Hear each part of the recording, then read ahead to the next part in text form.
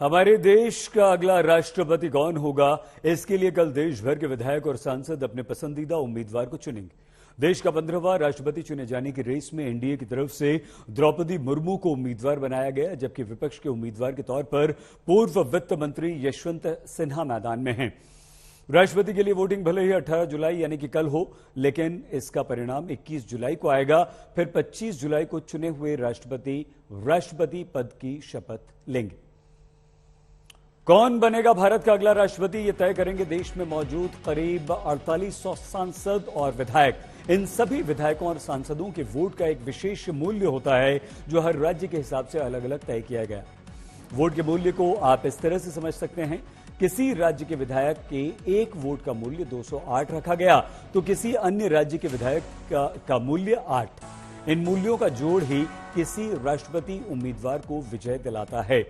उदाहरण के तौर पर उत्तर प्रदेश के एक विधायक के वोट का मूल्य 208 है, यानी कि यूपी के कुल 403 विधायकों के वोट का मूल्य हुआ 43 से ज्यादा। यहां 403 विधायकों के वोट का मूल्य 83,824 हो गया। और इसी तरह मिजोरम के एक विधायक के वोट का मूल्य है 8, यानी मिजोरम के कुल 40 विधायकों के वोट का कुल मूल्य होगा 320।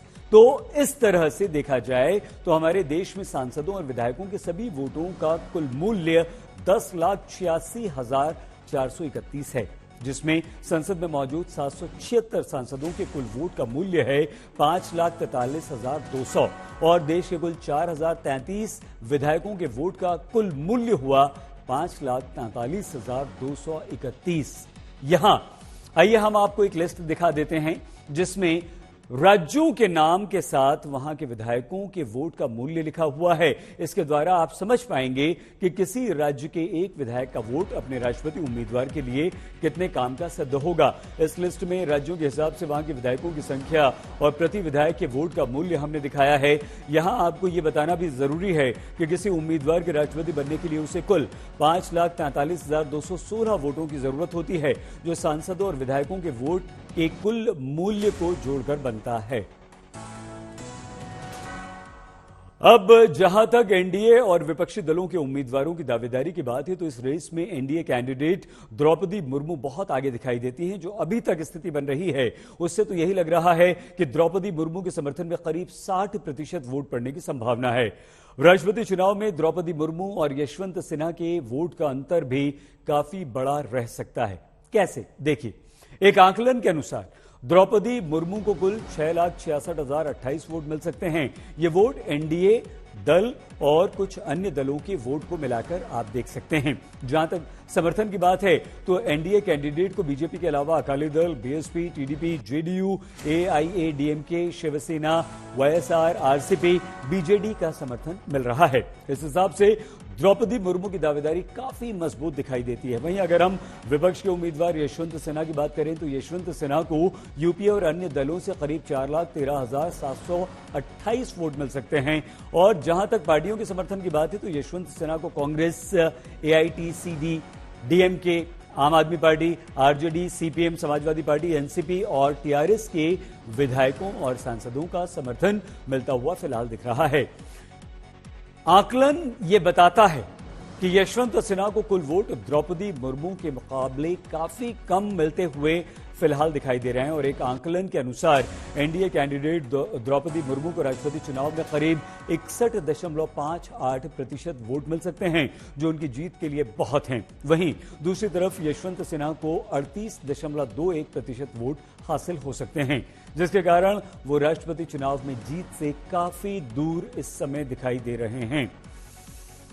अब हालांकि राष्ट्रपति चुनाव में क्रॉस वोटिंग भी होती है, तो ऐसे में 100% तौर पर यह नहीं कहा जा सकता कि राष्ट्रपति कौन बनने जा रहा है। फिलहाल यह स्थिति द्रौपदी मुर्मू के पक्ष में साफ साफ बनती हुई दिखाई दे रही है। कल 18 जुलाई राष्ट्रपति पद के लिए वोटिंग होगी, तो वहीं 6 अगस्त को उपराष्ट्रपति का चयन भी किया जाना है।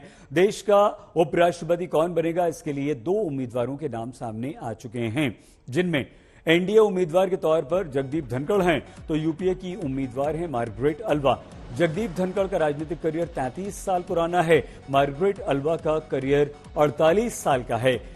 अलवा 4 राज्यों गुजरात, राजस्थान, गोवा और उत्तराखंड के राज्यपाल रह चुकी हैं, तो जगदीप धनखड़ पश्चिम बंगाल में 3 साल से राज्यपाल के पद पर बने हुए हैं।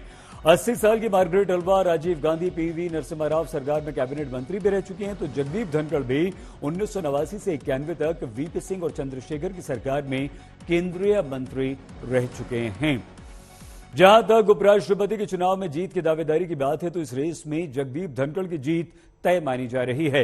राजनीतिक समीकरण जगदीप धनखड़ के पक्ष में ही दिखाई दे रहे हैं। आइए हम आपको समझाते हैं कि उपराष्ट्रपति का चुनाव कैसे होता है और ये क्यों समीकरण जगदीप धनखड़ के पक्ष में फिलहाल दिखाई दे रहे हैं। उपराष्ट्रपति का चुनाव कुल सांसदों के निर्वाचक मंडल यानी कि इलेक्टोरल कॉलेज के द्वारा होता है। उपराष्ट्रपति चुनाव में केवल लोकसभा और राज्यसभा के सांसद ही वोट डाल सकते हैं। इनमें चुने गए और मनोनीत दोनों सदस्य वोट डाल सकते हैं। अगली लोकसभा में पूरे 543 सांसद हैं जो वोट डालेंगे। राज्यसभा में कुल 245 सदस्य होते हैं, जिनमें 12 नामित होते हैं। राज्यसभा में 8 सीटें खाली पड़ी हैं। इनमें से 4 जम्मू कश्मीर विधानसभा भंग होने के कारण खाली हैं, जबकि 1 सीट त्रिपुरा के नए मुख्यमंत्री बने माणिक साहा ने छोड़ दी है। 3 नामित सदस्यों की सीट भी खाली पड़ी है। मतलब यह हुआ कि आज की स्थिति में उपराष्ट्रपति चुनाव में 237 राज्यसभा सदस्य वोट डालेंगे।